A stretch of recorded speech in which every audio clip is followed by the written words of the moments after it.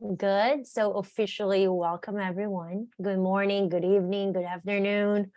I see people from all over the world.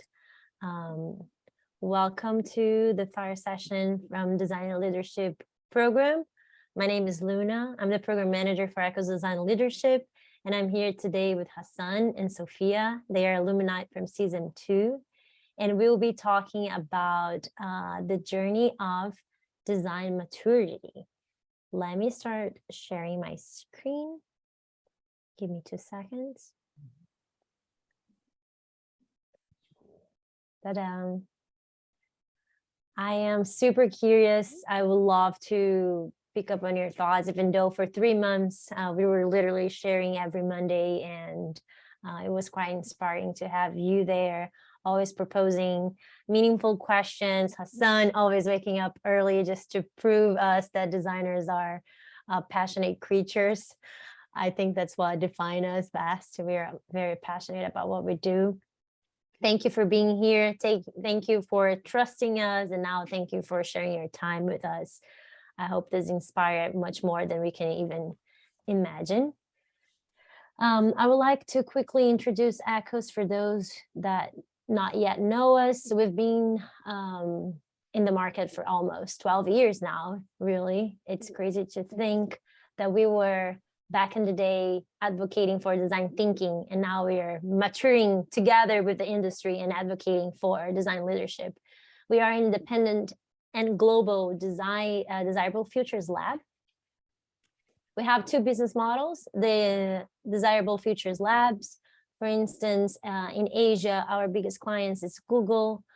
In Brazil, we have clients from pharmaceutical industry to financial institutions. We're helping business create value and innovate for good.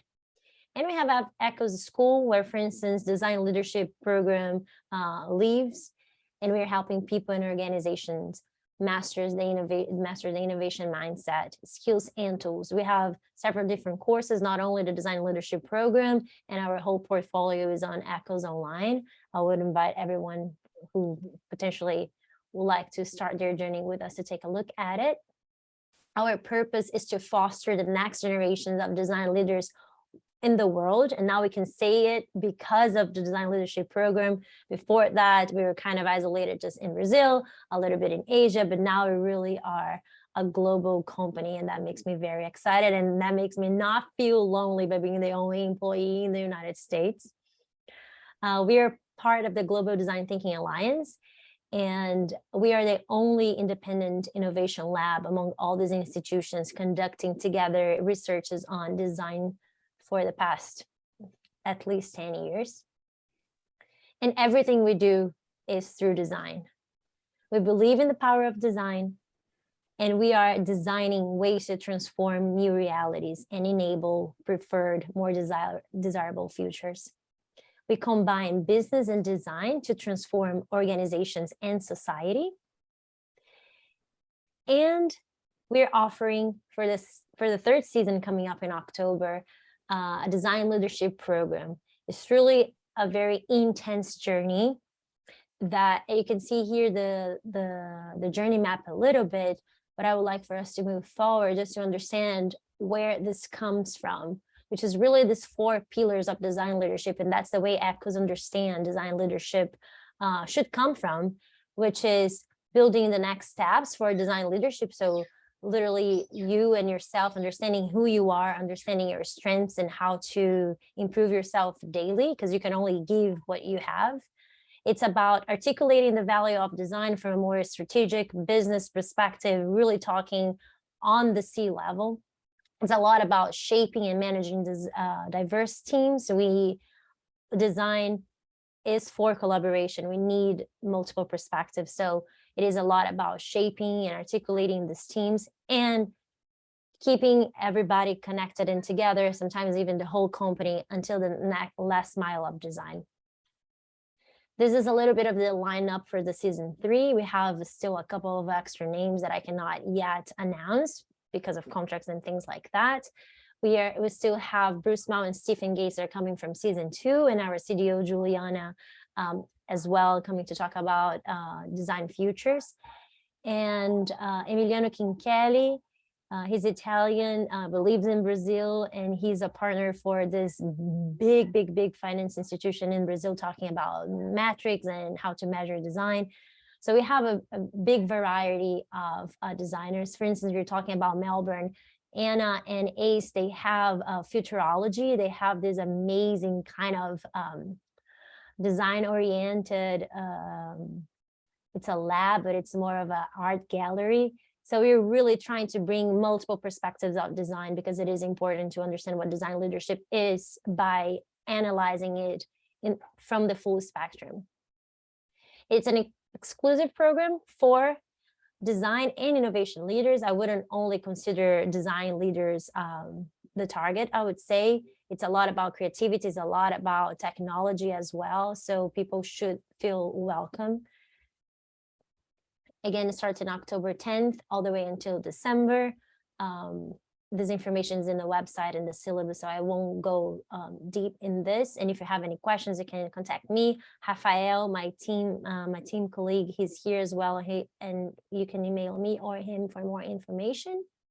But let's go to what we really are here for, which is to hear what Hassan and Sophia have to say about design maturity, how it has been evolving. And I would love for you guys to, maybe for you both to start from sharing who you are, why you're here, why we're having this conversation, a little bit of your background, and then we'll hop on in the questions. And whoever feel more comfortable to start, please, I'm not going to be pointing, so you go as you feel called for it. Okay, I will go first. I was trying to see, Hassan, if you wanted to go first, but I can go ahead and go first. So hello, everyone. My name is Sophia Mohammed Vaccaro.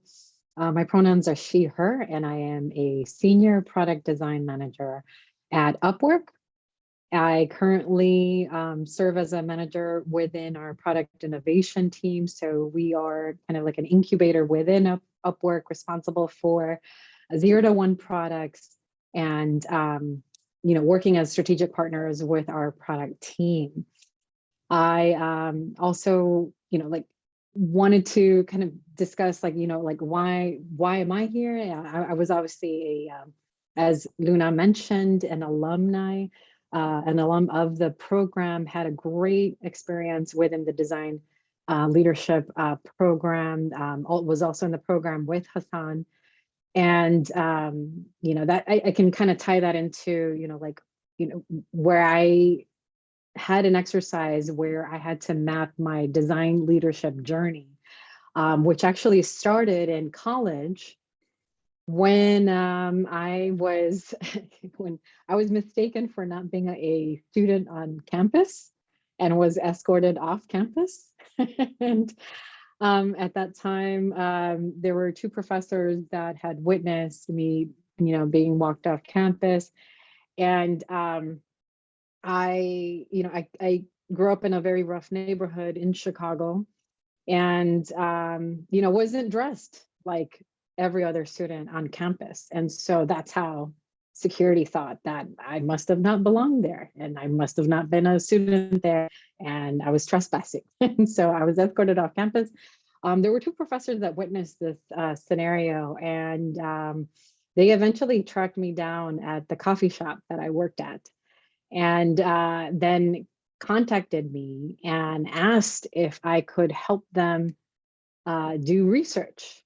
And they went into the details and said that they were having a tough time interviewing gang members for a project where they wanted to study their life and experiences on and off the streets. And so if you can imagine, you have these professors that are trying to go into rough community, similar to the neighborhood that I grew up in, trying to interview gang members. The first thing that they're going to think about is like, okay, is this person being sent by the police? Is this undercover? What's going on? And so my task was to connect with the different participants that did agree to sit down to interview, to share their experiences. That's how I got into this journey into design. Fast forward so many years later, maybe a decade later, after spending so many years as a researcher, I was working at a company where unfortunately our visual designer had to step away from a project and accept another opportunity. And I was tasked with doing the visual design. And I had very little training in visual design. It was a very urgent need. And so I had to do a quick crash course in visual design principles. I'm grateful that I had a really amazing mentor.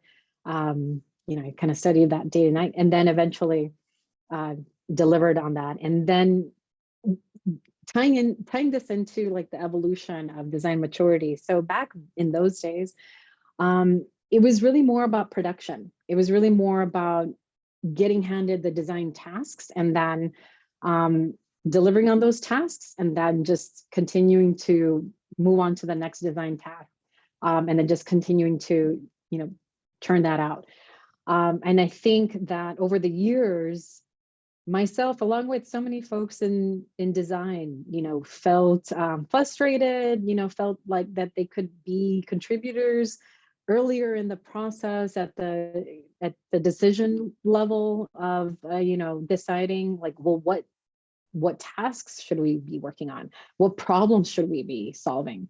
And looking to more of the research and the data as the source of truth to shape and inform the design decisions that are being made at the company. And so that overall, I want to just share like the overall, like my background, and then like over the time and my years in design, like how I saw that evolution come about. And with that, I'll pass it off to Hassan.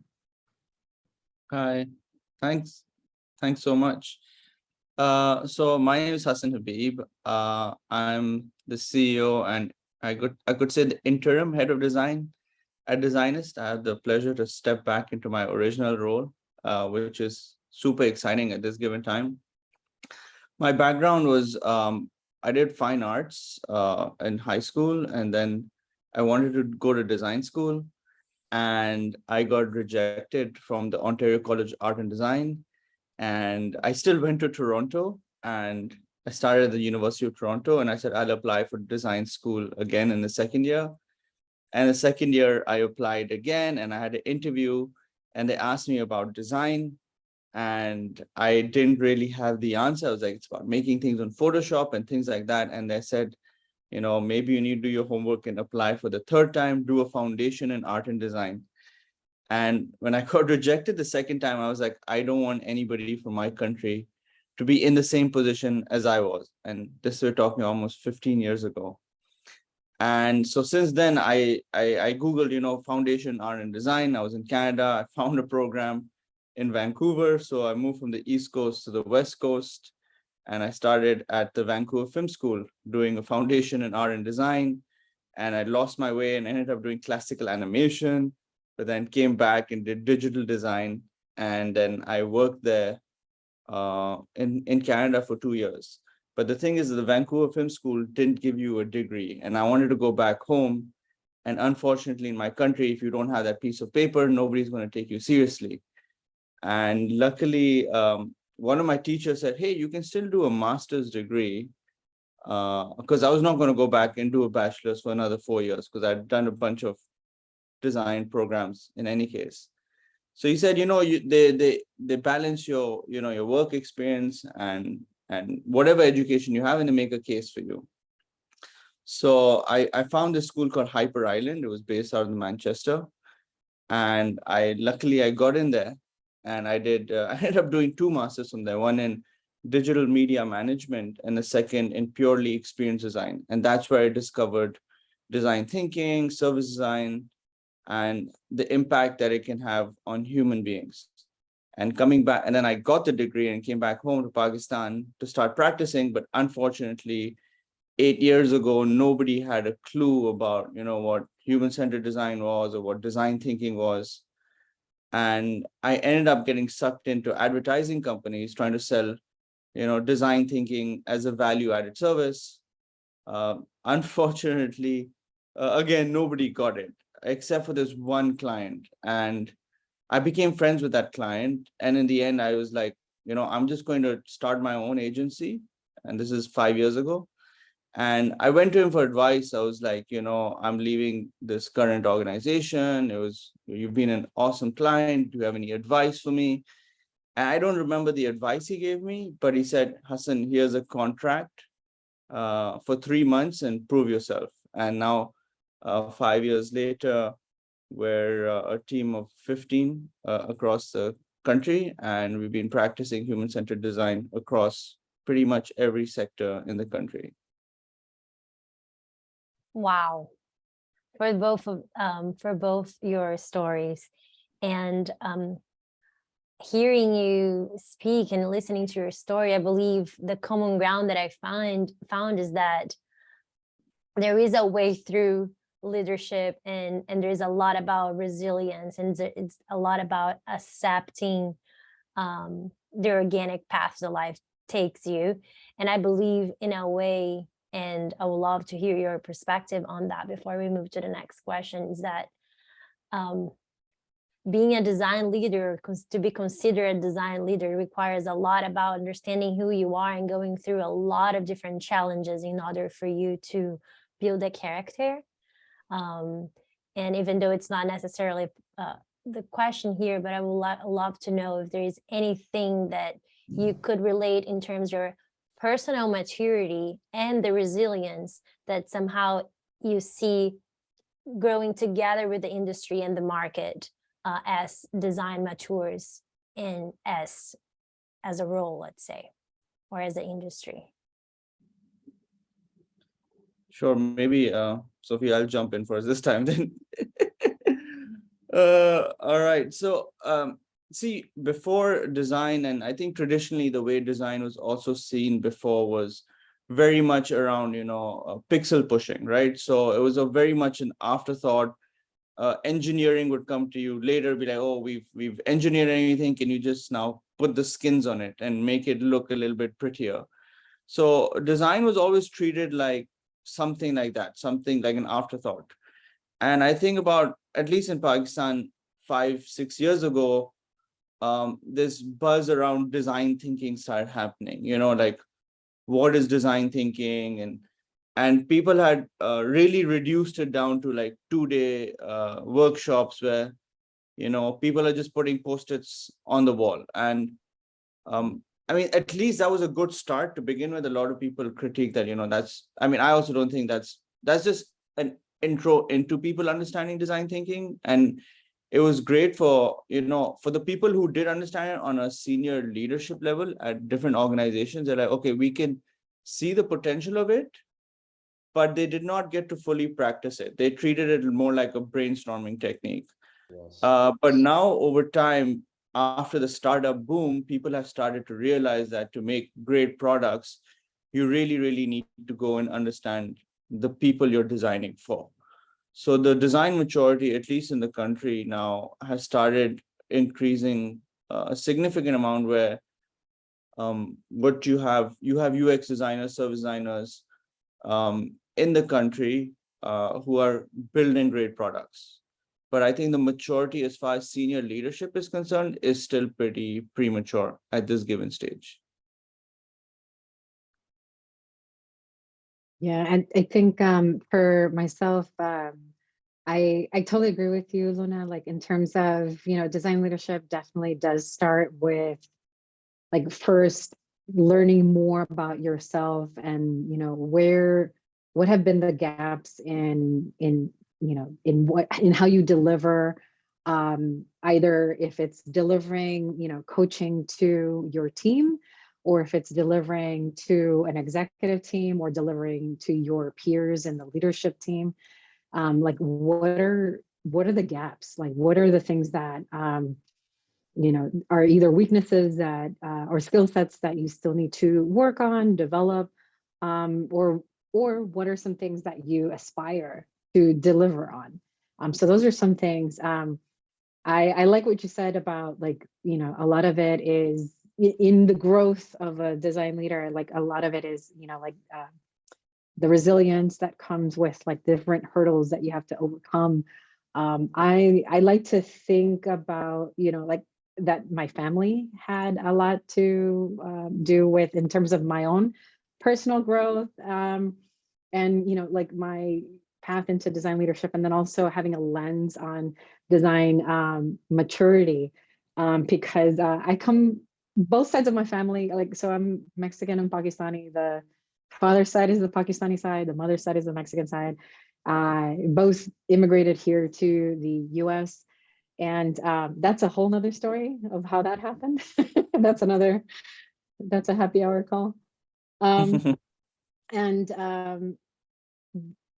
both had, you know, like their own ways of, you know, like overcoming different obstacles and hurdles. And something that, you know, like I absorbed from that was, you know, you take whatever shreds of knowledge that you have, and then you build upon that, right? So like, say for instance, my uncle, he from a very early age started working shining shoes at the age of 6 or 5, I think. And you know, like when he didn't have the tools to shine shoes, he built the tools to then go to the next level, to then shine the shoes, to then build upon that, to then you know, then ultimately build a cart that then he built to sell tacos, and then he continued to build. And so, you know, kind of looking back, I'm like, wow, that's lean UX. That's the iterative process that he was ultimately doing. And you know, that seeing that replicated across the board, across different family members, when it came time when I, you know, was tasked with delivering on some visual design, I said, okay, you know, I'm not going to say no. I'm going to definitely set expectations and share that you know, I'm not well versed in that, but I'm going to take, you know, like that passion, that fire to take on a challenge and deliver to the next level. And so I think that's something that, you know, as design leaders and thinking about design maturity, that we are now in an era where we may not have all the tools in the world to get to that next level, but we can definitely reach out. We can reach across different disciplines to bring in tools to then get to the next level of design maturity within our own companies, and then of course across the board in design. I totally agree with that. And I believe that's the beauty of design in a way, because that's the essence of what it is, which is to bring collaboration, to constantly iterate, as well as bring from other industries, bring from other areas, things that you can adapt and implement. And I believe saying that design is mature and that's the end of it, it's probably not a perspective of design at all, because it's going to be forever iterating, changing as our needs as society changes. And I would like for us to dive into the second question, and it's kind of broad here, but I would like to understand from both your backgrounds and the opportunities that you had in different companies, like to tell me more, to tell everyone more about the difference between the culture that is established in companies that are more mature in design or understand the value of design as a strategic asset versus companies that are like legacy companies that are more rigid, that have very obsolete structures, just so maybe other people can feel, I don't know, welcomed and understand that there are differences. And maybe if they're not yet in companies that are mature in design, well, that's the dream, or by knowing what it is, you can try to implement that. Or even if they are already in companies that are mature in design, maybe from your perspective, something that they can also incorporate. Yeah, I can start with that one. Hassan, we'll just be going back and forth with starts. So I'll first speak to the part of your question in regards to, you know, like companies that have a low design maturity. and then speak to like what it looks like when companies have a high design maturity environment. When I was managing my clients, so I previously, something I didn't mention was I used to own my own agency before the pandemic, and then before joining Upwork last December. And when I had my agency, I worked with so many different clients that struggled with design maturity. They didn't have a formal, either that they didn't have a formal design team yet. Maybe they had a leader at the company that was realizing that there needs to be more UX design methodologies incorporated. So it was just a wide assortment of different scenarios. But there was one particular company that did have a UX design team, and I was brought in because the UX design team basically was told what to do, what to design from the marketing team, which is definitely different process than like what we currently do even at Upwork, right? So basically the marketing team would go out, they would do marketing research, focus groups, and then from those insights, they would tell the designers, okay, based on these insights, and they didn't even share the insights initially. They said, you over there, here, do these design facts, and you over there, like, I need you to change this. And so it was just, I need you to do this, I need you to do that. It was very much just a one-way street. Definitely not a dialogue going on. And this is a very large global legacy company. I dare not even share the name. But yeah, there's so many companies that are out there. And I was brought in because more and more there started to become a conflict between the design team and the marketing team. And rightfully so, right? Like if the more and more that designers invest in their own personal, like their professional growth with their own personal money, right? Like maybe not even like the funds that are given by the company, right? Like with their own invested investments, they're going to connect with other design thought leaders through conferences. They're going to attend workshops. We are in the era of like having so much access to all kinds of different information. Their knowledge is going to increase exponentially, way faster than the company can handle. And so I was brought in to help ramp up and establish design processes between teams, and like offer consultation on a new framework. It was very, very tough. Eventually, like it took them about 5 years to finally get to a good place where they increase their design maturity. So that's definitely something that was exciting to see. Very painful, like a lot of growing pains along the way, but definitely very exciting to see at the end. And then right now, like what I'm grateful for at Upwork is that here at Upwork, we have a design systems team, we have a content design team, we have a research team. I think that having all of those resources in place definitely lends to a really nice ability for the designer to have those resources to make sure that they're focused on what they do best. And then when you add design operations, that's even even better to make sure that everything is running smoothly, and that you continue to remove blocks for the designer to become a strategic thought partner with their product team. And ultimately, that only benefits the company to be the most competitive and to maximize their margins with the products that they deliver. So yeah. I'll pass it on to you, Hassan. Thanks for sharing. So, I mean, for me, I can only really speak from what's happening in our local scenario, and mainly from our own organization perspective. But again, in Pakistan, what I'm seeing the shift, right? Like initially, design, well, there were maybe one or two designers in a larger organization, right? And they were just primarily pixel pushing.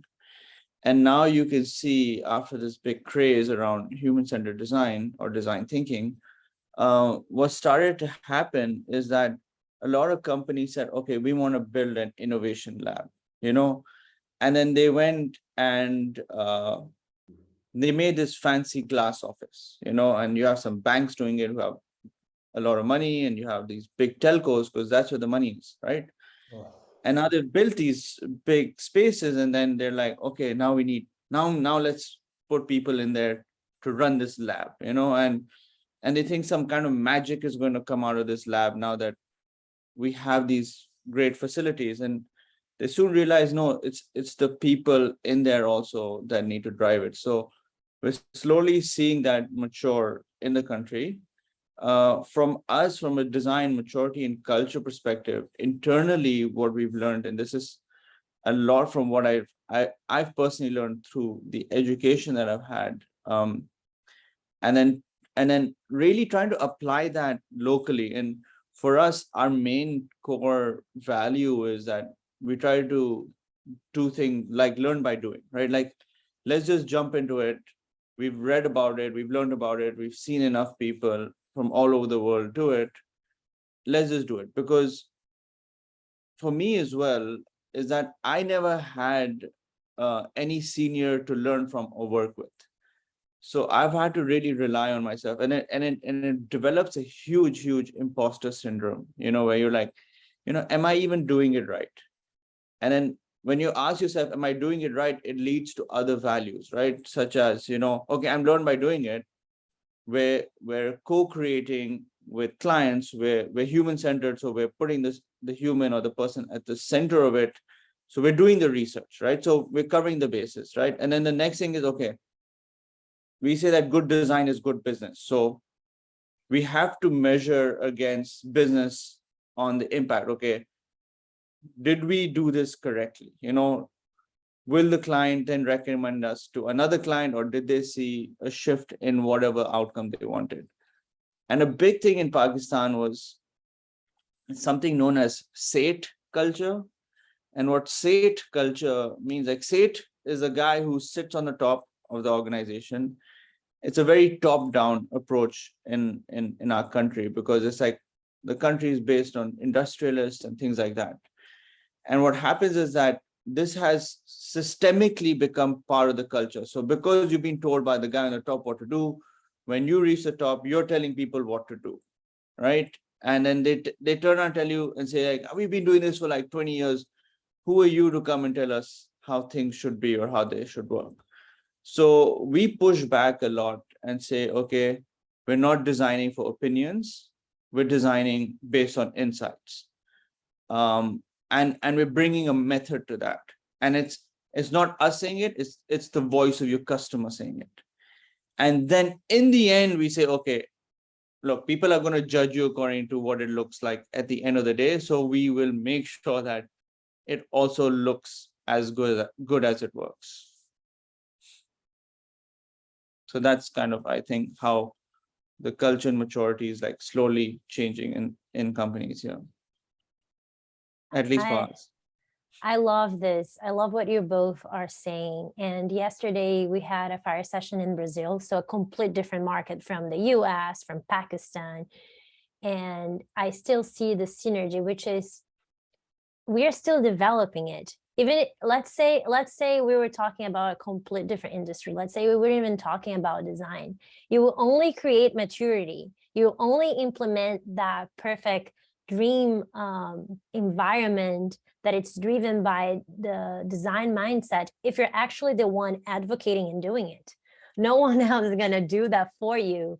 And maybe for you, things are going to be already set when you enter that there, but someone before you were the one, actually exploring and doing something and articulating and fighting for it. So I believe what you're saying and what I would take from what you're saying is that you need to be just doing it. There's no other way for you to be creating the design maturity or to implement a culture of design if you're not actually doing that every day somehow. Yeah.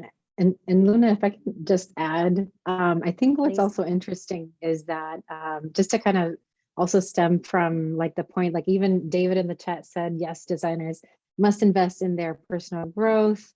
You know, it's really how that culture is going to be built, and that maturity is going to be built, and even design leaders investing in their growth, right? So even like the things that we learned in the program, like those are really, there's some really amazing techniques and tools that we learned that, you know, like I like my next step was, you know, to synthesize my learnings and take those, you know, learnings and like take them into my organization so that we continue to evolve our design maturity. And so something that I'm currently doing is like, again, synthesizing those learnings. And that ultimately is shaping our, we have something called UX Learns, which is just specific to our UX department. And then we have something called PEX Learn. So PEX stands for Product and Experience. So that's not just the UX team, but it's also the product management team. And everybody that falls within all the departments under there. And we have PEX Learns. And so these are two, you know, areas where, you know, things that like I learned in the program, like bring that to discuss in those forums to the greater audience, or to share like, okay, like if this was a method or technique or tool that we implemented as part of a product development, you know, like what were the learnings, and like what was the outcome of that? And then more and more, as folks start to see the kind of new techniques that are being brought into an organization, the more and more likely they are able to adapt it themselves to then, you know, and that ultimately increases the design maturity of the organization, you know, similar to like how we have early adopters of whatever technology out there, you know, Oculus or cell phones or whatever. You know, it really, that technology can exist, but it's not until someone brings it into your circle that you start to see that and start to embrace it, and then also embody them as well. Otherwise, you might be just so scared of it. And I remember, I think was Stephen Gates, right, who was talking about that, like sometimes you are teaching design, but just by not using that word, you just make people be less scared, therefore more inclined to actually incorporate something new. And I believe this is a good way for us to go to the third question, which is more of advices from you guys of processes or idea suggestions to engage leaders with low design maturity. Let's say other leaders, or even in your company. Let's say you as a designer trying to articulate less beautification tool, more strategic asset to your own leader, like how to engage these people, how to make them buy design as design should be, less pixels, more strategy.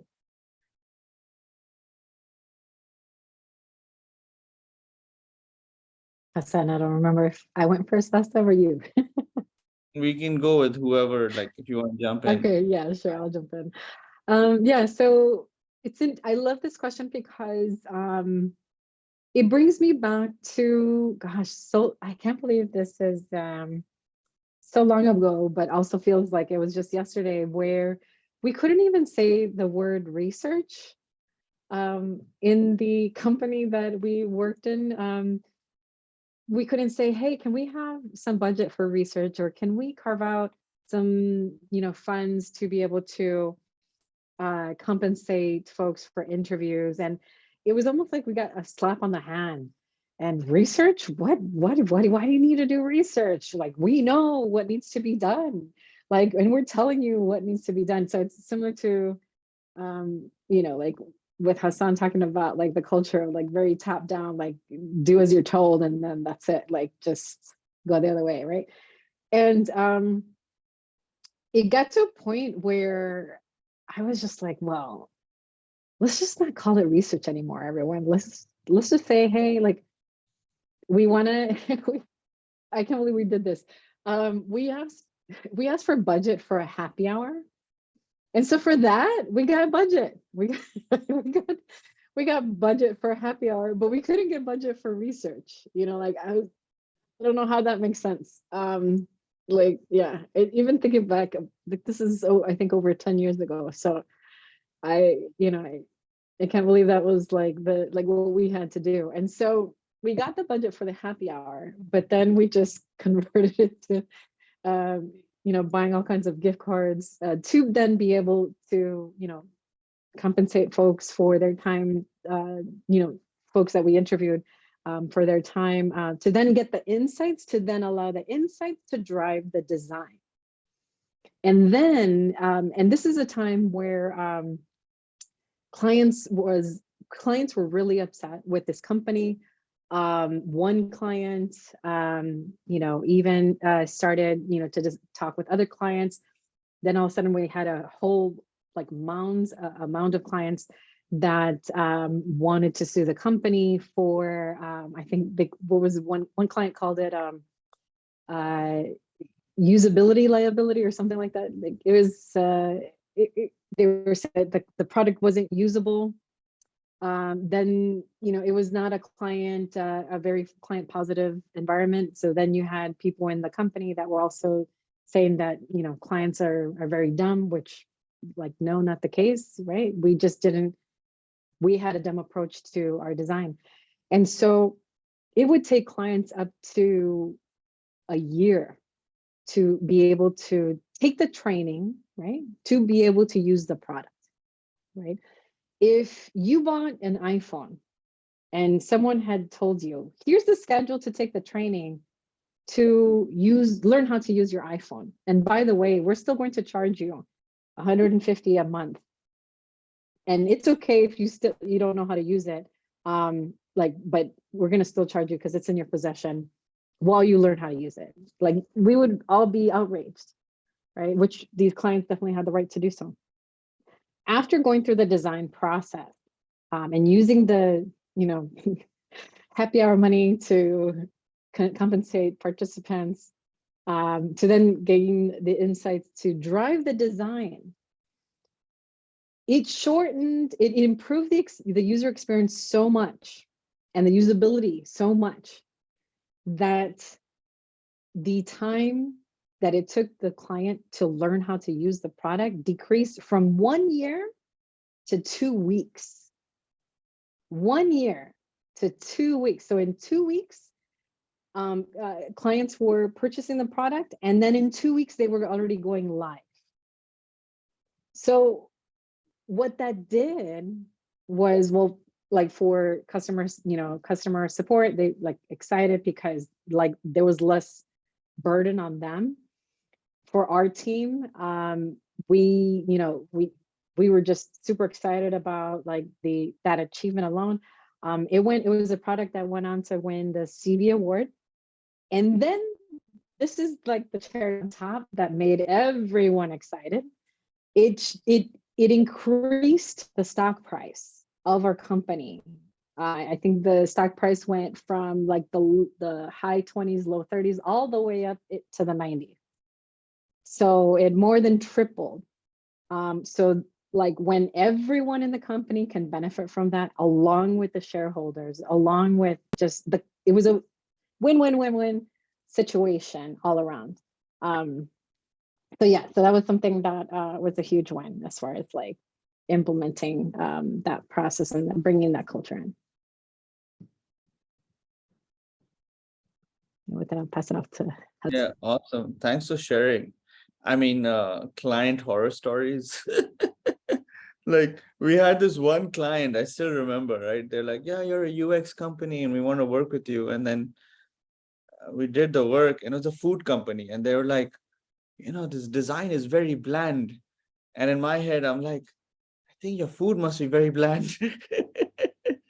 And then I asked the client, I'm like, look, it was getting very frustrating because we kept working and they're like, do this, do that. And we're like, what do you like about what we're doing? Because it seems like it's not working. They're like, no. We totally want you to think and do this, that's why we hired you. So then I was like, okay, then let us do our job and stop making us just move pixels around the screen, and that's honestly still a larger case in our country where you have product managers or the CEO who just hire like a very fresh designer and they're just making them move things around the screen, and for like that's still the status quo in our country. Unfortunately, that's what it is, and I think there's very, very few companies who are seeing that shift. And for us, at least, we make it very clear from the client, like, hey, what are the goals? What are the outcomes that you're trying to achieve from engaging with an agency? And then we start working with them. And for some, it goes really, really smoothly, like who really, really trust in the process. Because we tell people day one, right? Like, hey, if you're just looking to do design, there's some great freelancers that you can hire, to just make things for you. But if you want us to solve problems, then we'll jump on board. And then the people who do truly believe it, it's always a great experience because then they give us freedom to do research. They challenge our ideas. We co-create with them, and then we create great solutions together. That's really important for us, is to really create together.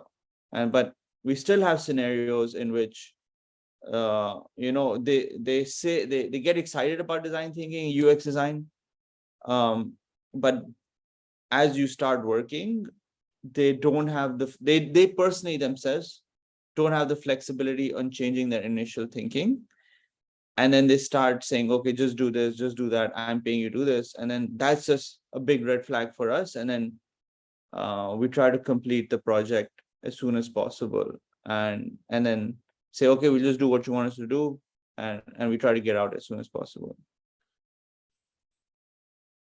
But to really educate them, again, on your question, is that sometimes you need to break it down for them. Be like, hey, we're doing research for this reason, we're co-creating for this reason, we're testing for this reason.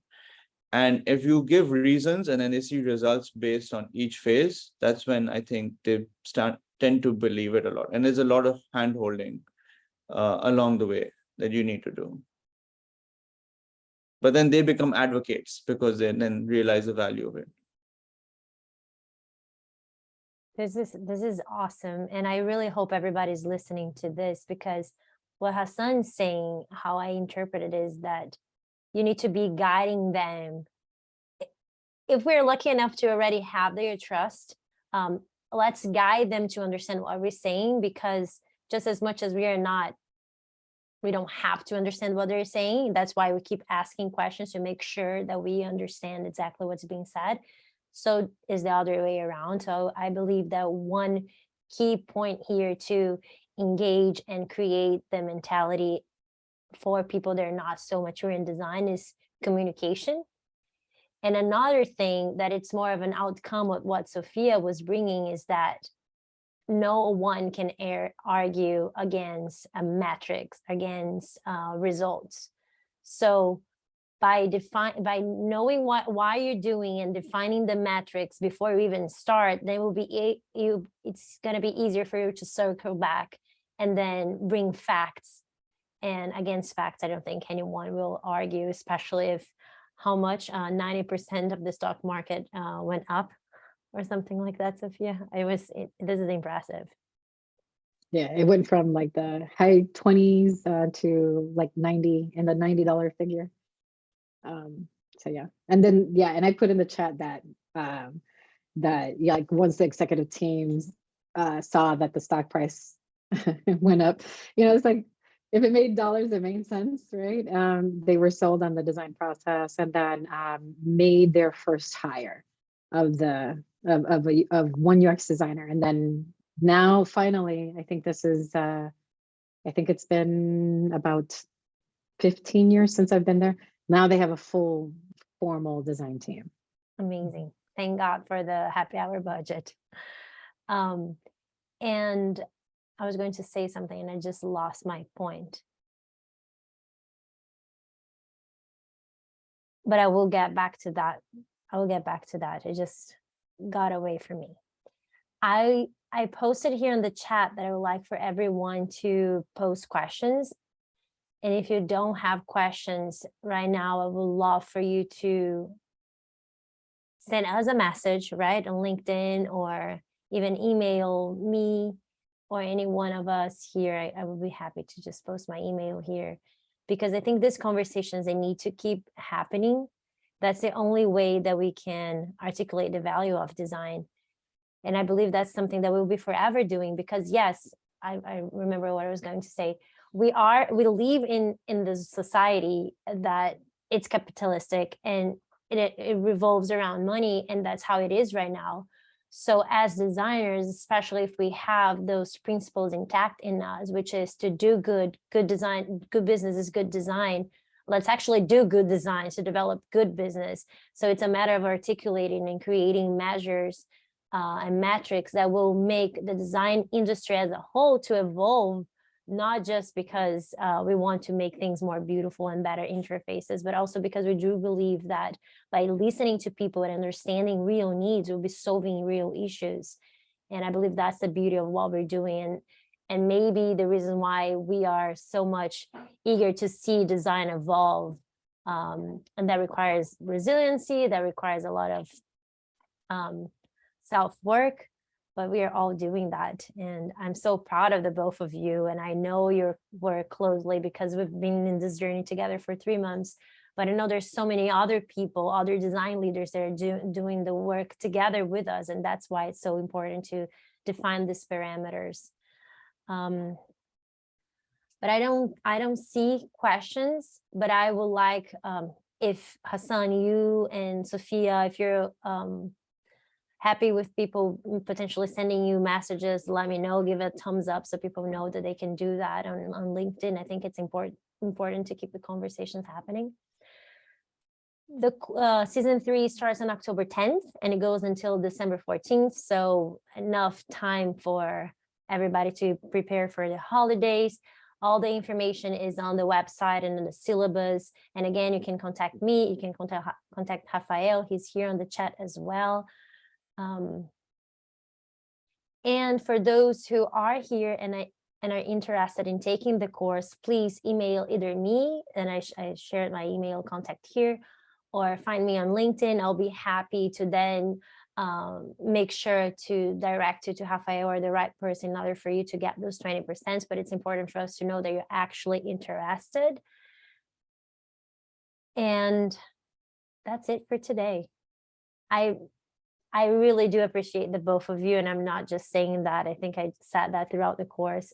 Thank you for inspiring, for trusting us, and for more than anything, congratulations to wanting to work on yourselves and do the work and change status quo, because I think that's the only way that we can actually create meaningful things and meaningful solutions.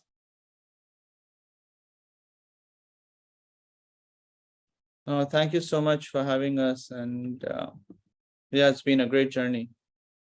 Yeah, For sure. thank you so much. Yeah, we appreciate the questions, and definitely appreciated being able to share our journey, and then also processes for design leadership and maturity. Absolutely.